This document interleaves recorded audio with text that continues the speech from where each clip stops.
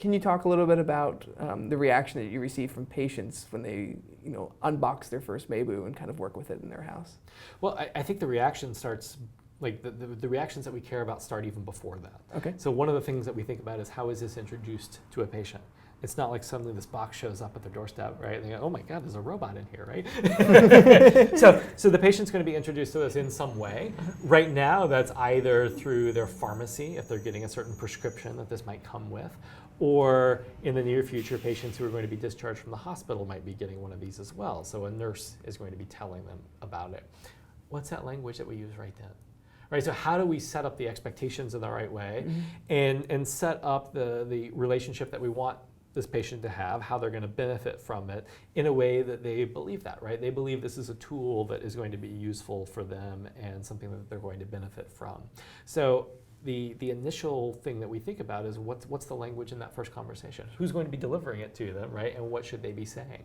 How do we talk about the benefits to a patient before they ever even see this thing?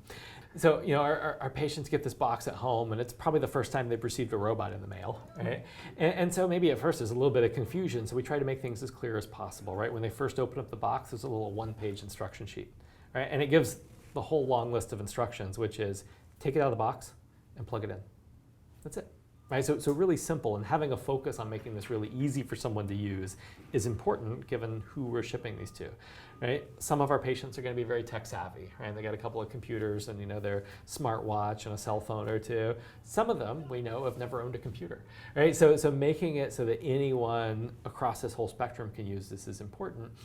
And they plug it in, and of course it's essentially a computer or a phone kind of thing in here, so it's going to take a minute to boot up. But as soon as it does, it looks at them, right?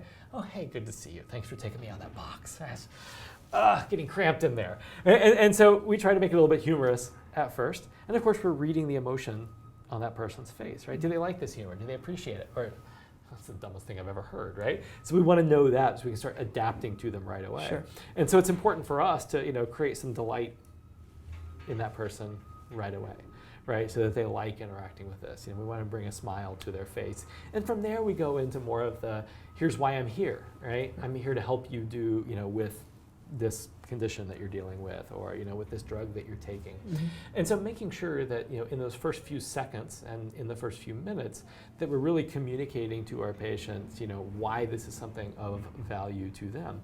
And by focusing on these things, right? So making sure that this is something that's, a delightful experience to start, and showing me as a patient why this has value to me, we get a very positive response from almost everyone that we've put these in front of. So one of our challenges over running various trials over the last decade, from the first hand-built version of this that I put in front of patients back in 2007 to the early versions of Maybu that we've been putting in front of patients now, the challenge has been we give these to patients for maybe it's half an hour, maybe it's a few days, maybe it's a few months. At the end of it, they won't give them back to us.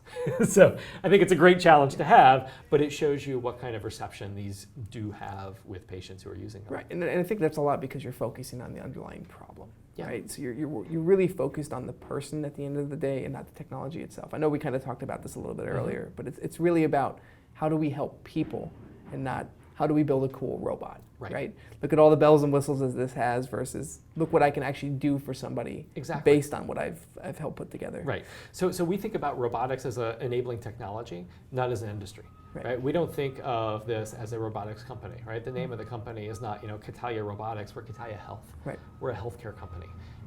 Roughly half, maybe a little under half of our employees have a technical background, right? We've also got nurses and psychologists and doctors and writers.